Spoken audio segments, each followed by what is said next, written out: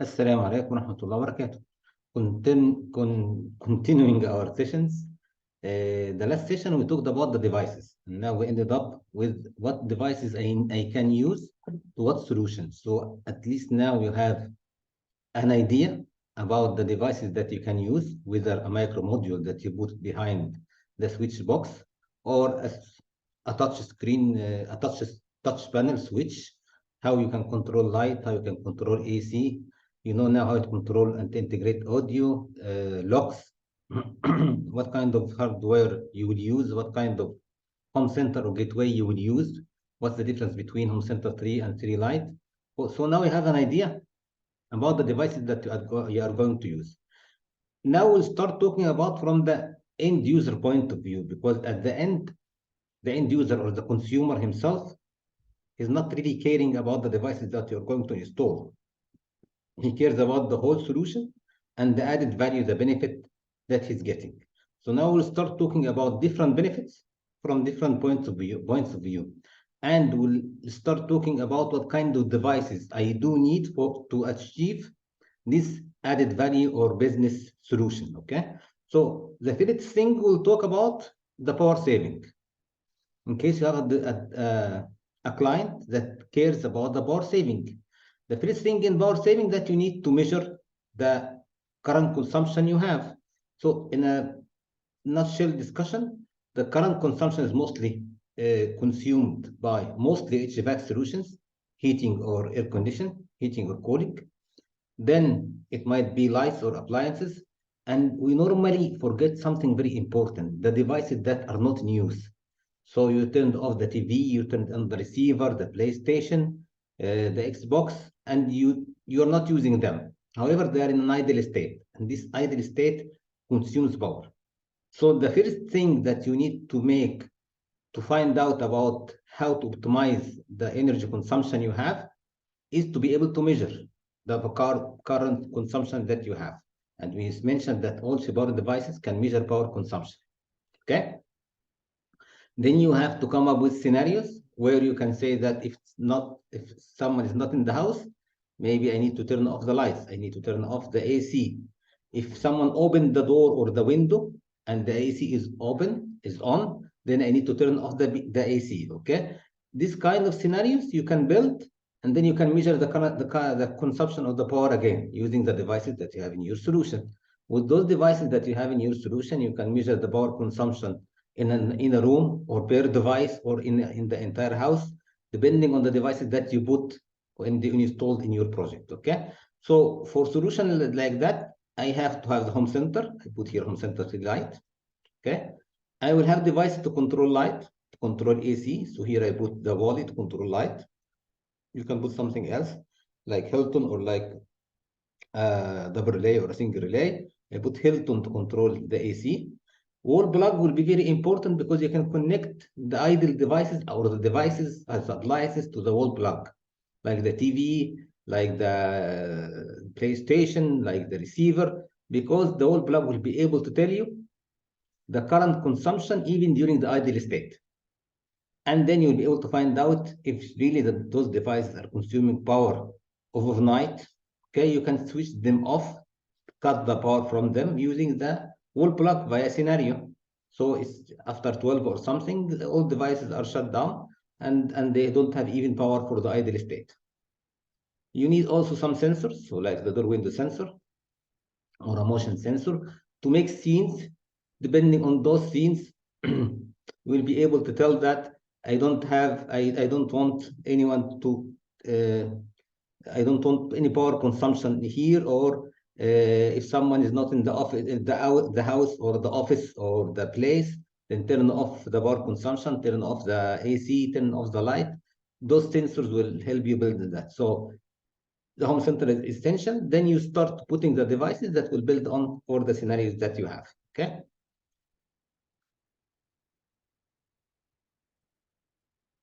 Another solution is security. So people care about security a lot. Fine. Security in my case can be some kind of intrusion detection. So I need a solution that from an intrusion point of view, I can do a lot of things.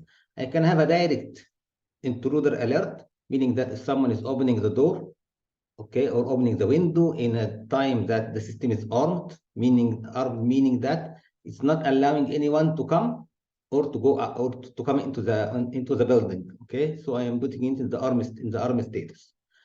In this case, if the system is armed and someone is trying to open the door and did not enter the code that I built in the system, then I can get an alarm from a siren. I can get a message on my mobile telling me that someone is opening the main door. I can get devices to be on or to be off. So all the integration can be done together. So in this kind of scenario, I will need a home center. This is the basic one. Then I need sensor to detect. This one will be detecting if someone is opening a door, opening a window. This one will be detecting if someone is having motion. If I have motion in a room, unauthorized motion, of course, then I can get an alert, an alarm. This is the siren, and this is a multi-tone siren, meaning that I can make a very loud noise in case of intruder, okay, or a lighter noise depending on the situation I have. Sometimes you get some users doesn't want the loud sound, okay, the high sound, because maybe there are kids in the house, so they need some softer sound. Some of them, they don't even need sound as an alarm. They need some lights to be on. So in case there is intrusion, some lights to be on. There is also an indirect approach, meaning that if someone is, let's say, in the garden of the villa and just moving in front of the door and did not knock the door or try to ring a bell, then he might be an intruder, but he's still exploring the house. In this case, I can start with a scenario, start getting the TV on, making lights on, something like that. So he thinks that someone is already in the house, okay? Even we call it Home Alone scenario, okay? That the intruders will think someone in the house. Then this all are depending on sensors. So put here an extender to extend the signal, okay? Can also turn on lights on and off depending on the scenarios I have, okay? So this is a security scenario. Safety from a water leakage point of view, very simple.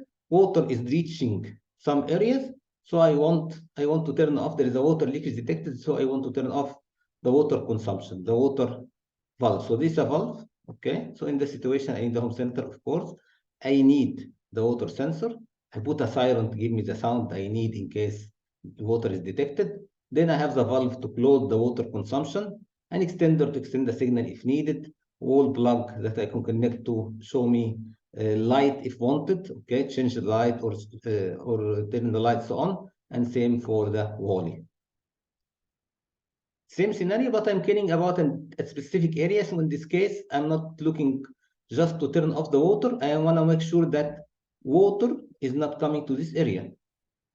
Okay, so whenever water is here detected, I need to cut off the power. Okay, so this is what I needed: home center, water leakage detector, siren.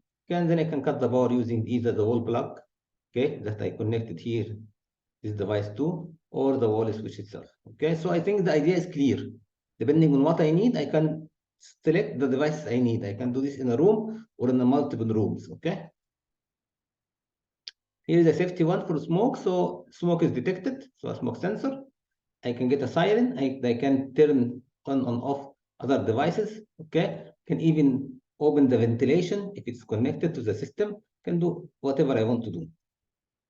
Voice commands, of course, I can control everything, okay, and get the status of everything using Alexa or Google Assistant. All the case, I will need home center, and these are the devices I can control. Even you can use the audio cast, okay, this is audio cast iEast. You can connect iEast to your devices, and you can program the system to give you an alert, an audible alert, not just a sound. It can give you an recorded message. Let's say, in case of smoke, please go to this door. This is not a drill, something like that. Okay.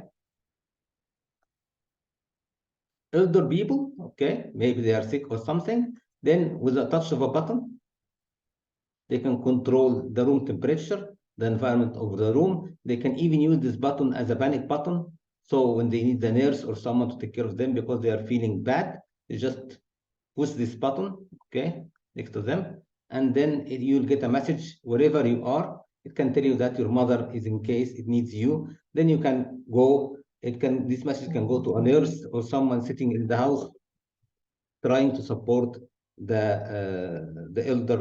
old people in the house. Baby care scenario, there is a motion. So let's get the lights on in a very smooth way. Okay, this is very simple, the idea. Okay, same thing you can do for office automation. You can automate everything in the office. Okay, so instead of getting the projector on because I have a presentation, getting the lights down because I have a presentation, with a swipe on my swipe, okay, or talking to Google or Google Assistant or Alexa, I can tell the system to automate all of these scenarios together. It can be connected to the infrared of the projector to get the projector on. It can get the shades down, turn off the lights. This is a presentation mode, and it can reverse it again to get out of the presentation mode. And if the room is empty because there is no motion and the door is closed, okay, using the motion sensor and the window sensor, then I can get the system to shut down the lights, okay, and shut down the AC as well. So everything in your area, in your life, can be automated with those solutions, and the solutions can be adapted based on what you need. Finishing with the samples of the solutions, let's talk about the relationship between our company and you now. So now you can be called after you finish the course. This is the theory one, then you have the practical one. This will put you on the start of a road of getting to know the business from automation. And then you will have a lifetime together. You will get a project and you need support. So what we can offer you, okay, that first we start with the knowledge. This is the knowledge that you got today, and by the practical as well, that at least you know now the basics of the solution. At least now when we talk together and you talk to our support team, you will be able to talk the same language, okay? You know the basics and they can support you with the rest. You have your back, so whatever support you need will be supporting you. The support might be technical, so you can send to our company a WhatsApp number and someone will be answering you. Support might be for sales, so you have a project and you don't know how to achieve the project. What is the age of the project? Do we have similar projects or not? Then you come back to our sales team and they will be able to tell you how to proceed. They can even support you with presentations. They can support you also with videos, with reference, okay? We will also give you the products, okay? And the products is discounted because you are a system integrator. So you have a discount from the end user prices. We're building a bigger community. So in our Facebook page, in our Telegram channel, we'll be able to connect with other smart home professionals. They can answer your questions and they can support you with other ideas. Okay, we'll be able together to achieve more than trying to achieve on our own. If you have a project and the project is big, then we can support with project reservation with our vendors. So maybe you have a project that mainly composing Vitron devices or mainly composing Tibaro devices. In this case, we'll be able to support you and getting back to our vendors and telling them that please reserve this project to this integrator. Okay, so if someone else is trying to reach the project owner, we'll be able to support you with a letter, maybe special discount, maybe more support, but we'll try our best to reserve the project, telling the project owner or the end user that this project is already reserved by this system integrator. In case you don't have a showroom yet, okay, and you want to show the devices in action to your end user, you can bring the end user to our showrooms, and they can and you can show them the devices in action. This will also build a better image in front of the end user. Okay, this is the system integrator. After taking the course, you also have an extra discount of 5% for 15 business days. We are giving you this discount in order to support you and encourage you to get a small kit so you can try what you've learned in the practical, you can try on your own. Okay, so I encourage you to take this opportunity. Also, your first project, you will have all our support in it, so including site survey support, technical support, supervision on the execution, you can have our support free with charge in your first project. If you want to take it to the next level, then you can tell us that you want to be a reseller or official dealer. In a nutshell, okay, an official dealer or reseller will have better discount, more training, and they will need to have a showroom. They will also need to have some kind of stock in their inventory. So they have to not to order back to back like a system integrator, but they will have some kind of target order that they have to achieve to enjoy the better discount, and that we pass them leads. We can put them also on the vendor website, stuff like that. Okay, this is a system integrator reseller. And if you want to know more about the official dealer or reseller point of view, then you can come back to our sales team.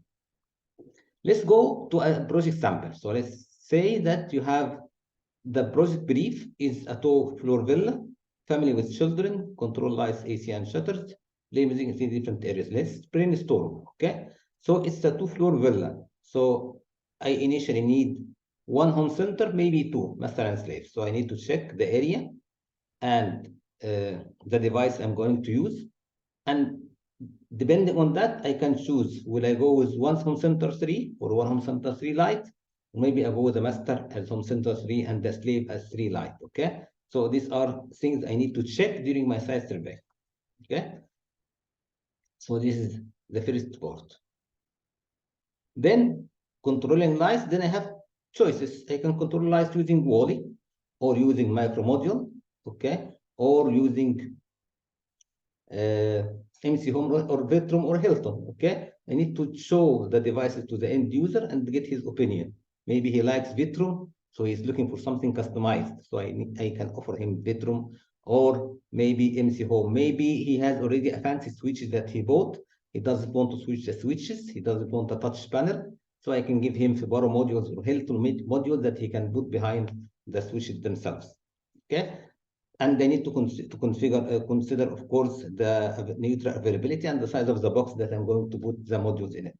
In case of shutters, I need to check the motor type and the capacity, of course, and to design the device, maybe MC Home, maybe Wally, maybe macro module, also the same thing that I did for lights. AC, I have to check, is it a split AC? In this case, I get a Remotek, or it's a central AC. In this case, I need to make sure that the fan coil unit is compatible with this AC. The music, I need to check the speaker types to find out, should I get a streamer with amplifier or a streamer without amplifier, okay? Then I can build automation. Automation meaning that I can tell them that I can give you sensors for security, like intrusion, or sensors for safety, like smoke, to make sure that your children are safe, because they said that you have a children, okay? I can automate lights and curtains based on sunrise or based on motion, okay? There are a lot of automation you can show to your end user as well, okay? Only a brainstorming. Let's get as a final discussion about how to write an offer, okay? So let's discuss together how the process starts. Process starts normally as you are getting a lead. The lead can be someone from Facebook, or from social media, or a referral, or from an ad, or someone knocking your door asking for a smart home solution. And the first thing that I advise you to try to get from this end user is to try to find out why he wants to install a smart home solution, okay? If you find out exactly why he's looking for a solution, then you'll be able to provide him with something that he really needs, something that he really wants, okay? Not a fancy thing. Maybe he's looking for something fancy. In this way, you will go with the fancy solution that you have, maybe Vitrum, okay? Maybe he's looking for something to protect his children. So you will go for a safety or security situation solutions, okay? He's looking for power management. The idea that you need to understand why he wants the smart home solution is for comfort, for luxury, for bragging in front of someone, to show people, to protect kids, okay? Find out the situation, okay? Then you'll be able to exactly offer him what he needs, okay? So once you find out what he wants, you can offer him. You start, of course, by the site survey. Based on site survey and his needs, his scope, you will be able to provide yourself with the devices that will be needed. Of course, you put a margin on the devices, okay? We'll give you recommendation of the margin that you put to make sure that you are not putting a very large margin that will make you outside of the competition, or a very low margin that will make you lose money or not getting the profit that you can get. Okay, so we have the market criteria and you know how the market is moving. Okay, then once you have all of this, you'll be able to determine how long the project installation will take. Okay, how many days, how many hours, and you will also be able to tell the cost or the selling price for the solution itself. So including devices, including installation, maybe after sales support. If you are going to include after sales support, like a maintenance contract, this can be included. Then you need to put this in an offer. It can be in a form of a contract or a form of a quotation or an offer. And in the offer, you can go with different modes. Some people prefer to put a lump sum. So they mentioned the scope. So the scope is controlling light for a villa, 6 rooms, each light containing this amount of devices, AC stuff. So they mentioned the scope, okay, what they're going to do, what is the end solution. And this will take, let's say, 12 hours for 2 days, okay, 6 hours per day, and then the cost, okay? And then they don't divide the cost. So just tell you a lump sum, this solution will be sold by this amount of money. And the good thing about that solution, this approach, that you are not getting into a lot of details with the end user. So you're not telling him that you have to put four door window sensor and 6 double relays. He doesn't really care about that. Okay, and it's protecting yourself of telling the inner trades of your solutions to the end user. Okay, so this is a way. The other way that you can divide the solution per room or per usage. So meaning that controlling lights for 4 rooms, this will cost this amount of money, or controlling AC for 4 rooms, this will cost this amount of money. And then at the end, you sum them up and you get the total. Okay. The good thing about this solution, that you'll be able to negotiate with the client. So in case the client sees the big number and he's getting panicking, it's outside his budget, you will be able with this solution, with this way that the solution is divided onto rooms or onto usage, tell him, let's not control, let's take the AC out of the solution now and make it later, or let's take this room out of the solution and make it later. So we'll be able from here to see the different costs and different prices for different parts of the project itself. Sometimes that was the second approach. Sometimes the end user is looking for very detailed quotation or offer. So he wants to know the home center, the price of the home center. He wants to know how many relays you are using and the price of the relays. In our experience, this kind of user is looking to take the price from you and will go to other system integrators and tell them, I got this offer, get me something better, okay? And it's not a very ethical approach, but it's happening. Then we encourage you not to put a lot of details in that. So you don't have to go and to say, Fibaro Home Center 3 Lite or Fibaro Home Center 3 to work as a master, okay? Just mention that Fibaro Gateway, okay? Or a Z-Wave Gateway. Don't go for Fibaro double relay. Just mention a relay or double relay, and that's it. So don't give him the opportunity to take your solution and start showing it to other people, and the other people will go and put some prices, and that's it. Or slash the offer was 10%. After you did all the work, the survey, everything, someone else is getting your effort and just getting paid for the effort, okay? Of course, after you finish this, inshallah, and you get the project, you have to mention in your offer the payment terms. Are you going to get some money in the beginning and some money when delivering the products, and maybe the rest of the money after installation? Are you going to make a maintenance contract or not? Or maybe some time of free support, a month of free support, maybe a year of free support, where you can show your end user that you are really supporting them, okay? Maybe you can put extra money for that, or you make it free in the beginning just to get leads. It depends on how big is your company, what the marketing campaigns you are doing, and what you want to reach by this solution. So do you want in the beginning as a startup to reach more people and get more referral? Then maybe you can offer a better service with free charge, okay? Or we already a structured company, very settled, you have your customers, so your fees are a little bit higher because you already established and people knows you, okay? So it depends on the situation that you have. That was a brief on how to write an offer. And this concludes our theory part. We will meet in the practical part. We'll have a review also about that in the practical part. There will be also another video showing you the devices in real life, okay, how they look like, okay, and we'll talk about that. Short one just to show you the devices. So even from here, you'll be able to find out the device, and we just put the points on each point we talked about, okay? If you have any question, let us know. It was a pleasure talking with you, and we'll be meeting in the practical, inshallah. Take care. Assalamu alaikum.